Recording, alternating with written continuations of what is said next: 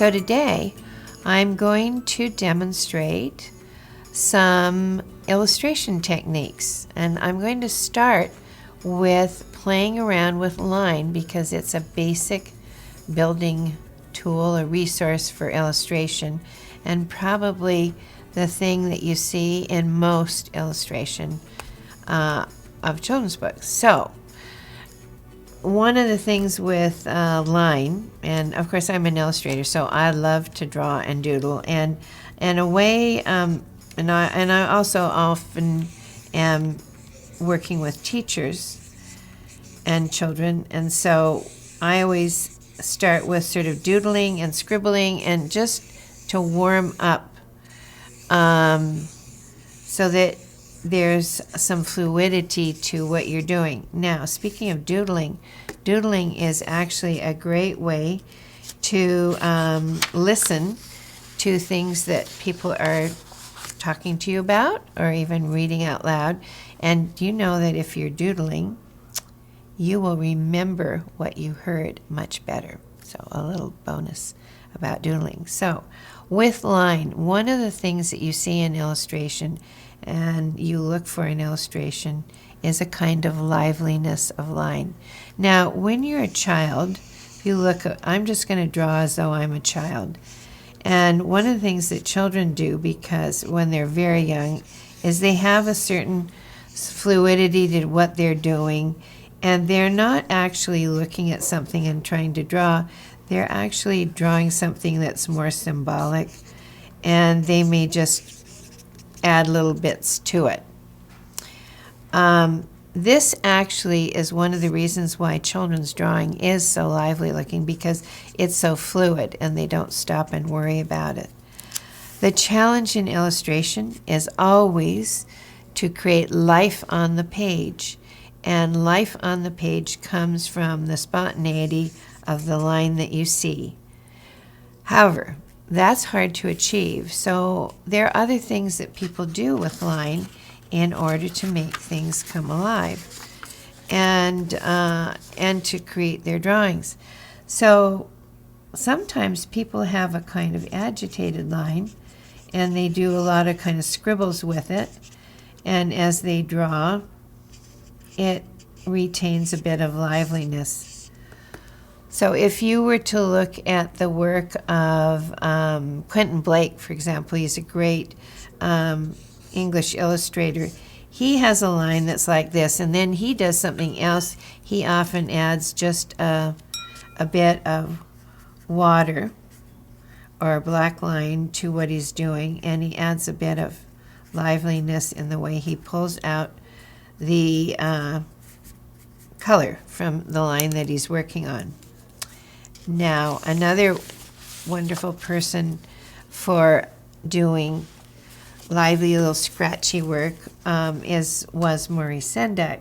This is some of his very early drawing, and in fact, when he was a young man, he used to sit in his neighborhood and do little drawings like this of little people. So he'd be looking out from his window and he'd see some kids, and he'd be drawing and just doing these little sketchy things. Now I'm doing it with a bigger pen. And this is a good demonstration of something that every tool that you use is going to create a different looking line. So I was just using a water-soluble marking pen. So it's kind of thick. However, if I switch to drawing and sketching with, this is just a plain old ballpoint pen, it's going to change what I'm doing considerably. And the look of it is going to be very different.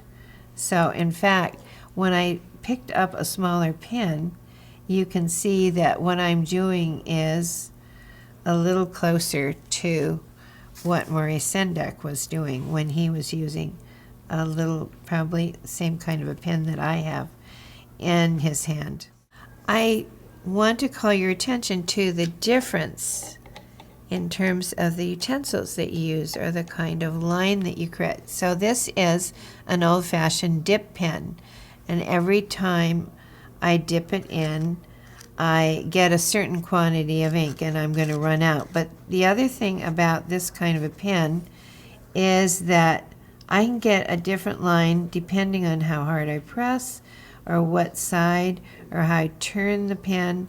So I can get a very fine line, I can get a very thick line, different things. There's a lot of variation.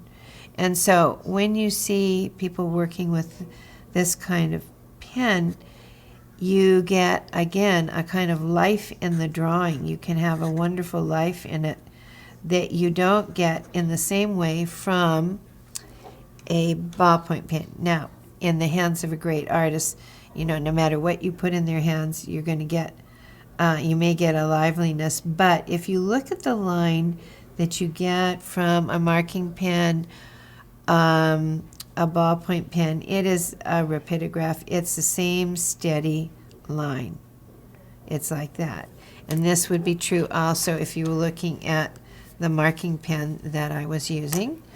It, again, is a very steady line. Now, I can animate it when I draw something brilliant. Should I be able to immediately today draw something brilliant? That would be fun. But all these different tools create different kinds of line. I can even show you the big difference between, I've been using ink in different forms, and then this is pencil, and pencil does something entirely different altogether. It can be soft, it can be dark, and then there's a whole range of pencil lines that, now you can get a variation with pencil lines between thick and thin, and you can go in and shade, and then it matters quite a bit what kind of a pencil. So this one is a 4H, and 4H is for, it's going to be very hard. So if you look at this, it's quite a light line, and if you contrast that to, this is almost completely opposite. This is a 6B, and so this is 6B, which is very soft, and in fact, if I put my hand down, I can make a big smudge of it. Whereas if I try to smudge this, it won't smudge at all. And then we take, this is an actual black colored pencil. So it's going to look, and I use a lot of black colored pencil, it's going to look very similar to the graphite, which is the 6B, but it doesn't smudge as easily, which is sometimes very important in the work that you're doing. Now, some illustrators, and Edward Gorey is a wonderful example of one from the 1950s to about the 1980s when he was working. So you can see that he uses more of a steady line, although I do believe he may have been using a dip pen, but he's using lots of patterns and textures in his drawing instead of the kind of liveliness of line that you see in this illustration by Roger de Vausan, who has, and this definitely, this drawing is a dip pen. So he would have dipped his, I don't want to have an accident, dipped his pen in the ink and drawn these. And you can draw so far, and then you go back and draw again. So you see more of the variation in the line that he's creating, whereas these are very fine lines. But what's wonderful, about line work is that with lots of line, you can create different things. So we have something we call cross-hatching, which if I was trying to create a shadow, which we're trying to get rid of actually in this film, we're trying to get rid of all the shadows. But if I was trying to make something with a shadow, I could do a lot of scribbling or cross-hatching. And the more I crisscross, the darker I get. Now, why would you want to do that? That's a good question, to make a shadow. Instead of just, if I just colored this in a solid black with the ink, I can get a soft variation, and I can make some parts darker and some parts lighter. I could also get that kind of an effect by doing something that we call pointillism. So I could start to create something, a drawing, that is just made up of little dots and no lines whatsoever. And I would have to maybe draw an outline of something so that I can see what I'm going to create. And then go in, and the more dots I put in one place, the darker it's going to get. Now, the reason for doing that is that in printing and in illustration in particular, sometimes it's created by what they call just black line art. So black line art is made up only of pure black.